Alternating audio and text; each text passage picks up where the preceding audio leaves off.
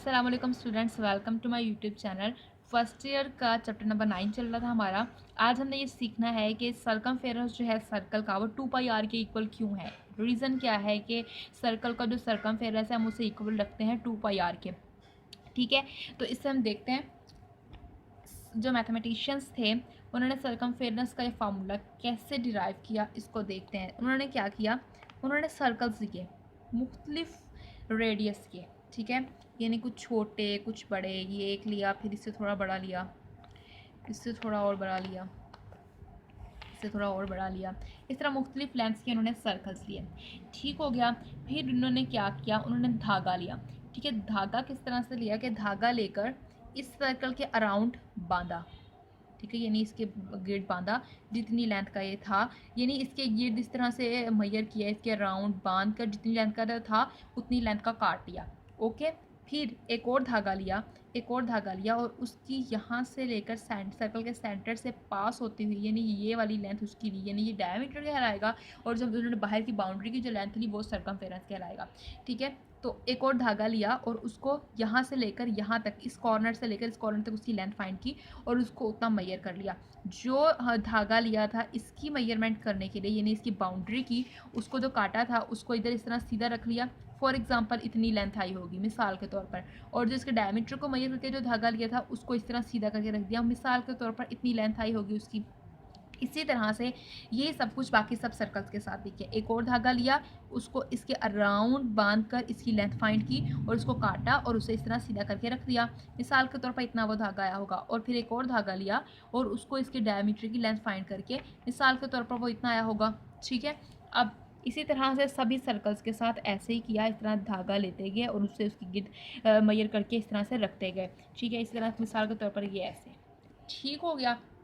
अब इनकी लेंथ्स को फाइंड किया कि इसकी लेंथ कितनी है, इसकी लेंथ कितनी है, और उसको रेशो में रखते गए। यानी कि ये ऊपर वाले जो लेंथ्स मैंने रखी हैं ये इनके सरकमफेरेंसेस की लेंथ थी, यानी ये इनके सरकमफेरेंसेस की लेंथ थी। अब देखें उन्होंने ऐसा क्यों किया, क्योंकि सर्कल जितना बहुत बड़े रेडियस के भी होंगे, अब हर रेडियस का सरकमफेरेंस फाइंड करने के लिए हम धागा बांध कर उसकी लेंथ फाइंड नहीं कर सकते।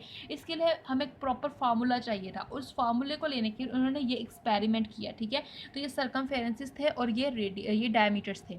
ये क्या थे, डायमीटर्स। इनको एक रेशो में रखा, यानी जितने भी सर्कल्स थे उन सबके सरकमफेरेंसेस को धागे की मदद से मेजर किया और उनको रेशो में रखा। सरकमफेरेंसेस को न्यूमिनेटर में और डायमीटर को डिनोमिनेटर में रखा। जितने भी सर्कल्स लिए थे सब के साथ यही किया, उनके सरकमफेरेंस की लेंथ को न्यूमिनेटर में और डायमीटर की लेंथ को डिनोमिनेटर में, और उन्हें डिवाइड करते गए। जब उन्होंने देखा कि इस सर्कल का डिवाइड करके जो आंसर आया, इस सर्कल को डिवाइड करने से जो आंसर आया, इसका डिवाइड करने से इसको, इन सब सर्कल्स को डिवाइड करने से जो आंसर आया वो राउंड अबाउट सेम ही आ रहा था। 3.1416 टाइप का आंसर ही आ रहा था, 3.1416 टाइप का ही आंसर आ रहा था। थोड़ा बहुत उसके अंदर हमारे पास चेंज आ रहा था, सिर्फ थोड़ा बहुत उसके अंदर हमारे पास चेंजेस आ रहे थे। तो उन्होंने इस कांस्टेंट वैल्यू को नाम दे दिया पाई का, नाम दे दिया पाई का। यानी इसी तरह के आंसर्स थे, थोड़ा बहुत पॉइंट के बाद आगे डिफरेंस था, तकरीबन इस तरह की वैल्यूज आ रही थी अप्रॉक्सीमेटली। इन्होंने इस कांस्टेंट को, उन्होंने कहा कि ये कोई कांस्टेंट नंबर ही आंसर आता है, चाहे हम जितना मर्जी बड़े रेडियस का सर्कल ले लें, हमारे पास आंसर जो है वो उसका तकरीबन सेम ही आ रहा है। तो उन्होंने इस कांस्टेंट वैल्यू को नाम पाई का दिया। तो यहाँ से हमें एक बात ये भी पता चलती है कि पाई क्या है, पाई है ratio between circumference of the circle to the diameter of the circle.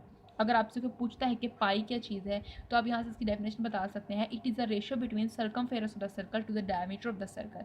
फिर सरकमफेरेंस की वैल्यू फाइंड करनी थी तो डायमीटर को उसके साथ जाके मल्टीप्लाई करवा दिया, और डायमीटर सरकमफेरेंस को हम बेसिकली लेंथ बोलते हैं सर्कल की, तो हम इसे एल से डिनोट करवा सकते हैं, और डायमीटर को हम लोग बोलते हैं रेडियस का डबल। अगर आर रेडियस है किसी भी सर्कल का तो ये हमारे पास डायमीटर 2r हो जाएगा। तो ये पाई, तो इट इम्प्लाइज एल इक्वल आ गया 2πr के। तो ये इस तरह से हमारे पास सरकमफेरेंस जो है इक्वल आता है 2πr के। इस तरह से इसका फार्मूला जब डिराइव किया गया था ये एक्सपेरिमेंट करके।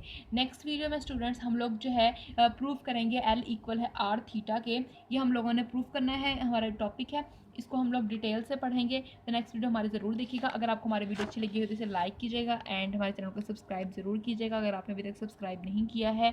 थैंक यू स्टूडेंट्स, अल्लाह हाफिज़।